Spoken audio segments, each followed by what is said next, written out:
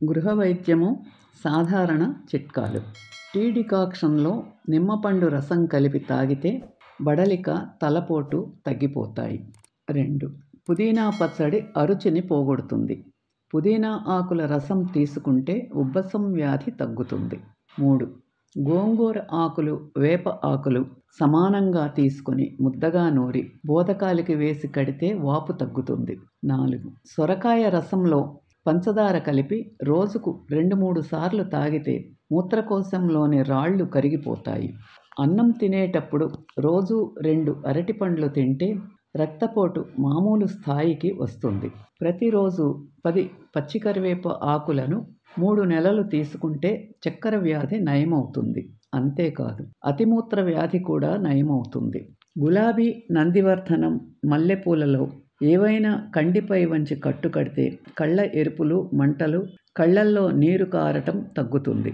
నీరుల్లిపాయ ముక్కను 5 నిమిషాలు నమిలితే గొంతులో సూక్ష్మక్రిములు నశించి గొంతు శుభ్రపడుతుంది.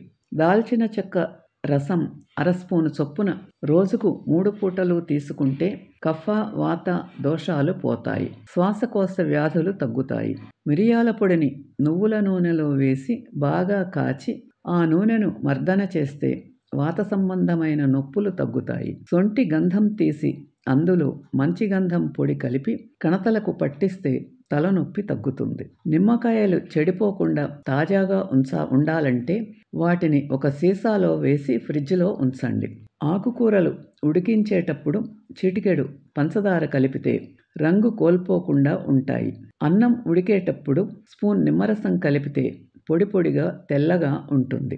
పాదాలు పగిలితే నువ్వుల నూనెను కొద్దిసేపు పాదాలకు మర్తించి ఒక బకెట్ గోరువెచ్చటి నీటిలో కొద్ది నువ్వుల నూనె, 2 నిమ్మబద్దలు, కొద్ది చుక్కల గ్లిజరిన్ వేసి కలిపి అందులో పాదాలని ముంచి కొంచెం సేపు ఉంచండి. ఇక పాదాలు పగలడం అనే సమస్యే ఉండదు. ఈ వీడియో మీకు నచ్చితే లైక్ చేసి, షేర్ చేసి, సబ్స్క్రైబ్ చేయండి. Please subscribe my channel.